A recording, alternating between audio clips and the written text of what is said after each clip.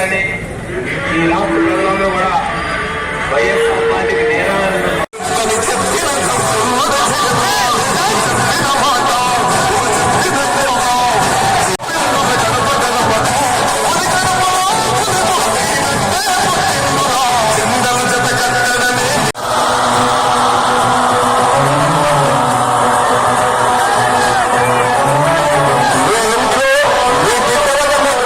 చెప్పారు.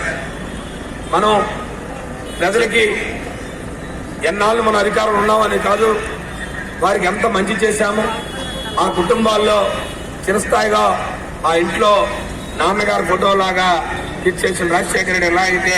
ప్రతి పేదవాడి కుటుంబంలో ఆ గండిలో గుడి కట్టుకున్నట్టున్నారో ఆ గుడిలో నేను కూడా ఒక మనిషినే ఉండాలని చెప్పి ఆయన అనేక సందర్భాల్లో చెప్పేవారు. దాంట్లో భాగంగానే ఈరోజు ఆయన చేస్తున్న ప్రజా సంక్షేమ పాలన, ఓ పక్క అభివృద్ధి, ఇవాళ రాష్ట్రం అంతా కూడా అశేష జనవాహినితో ఇవాళ ఎక్కడ చూసినా ఇవాళ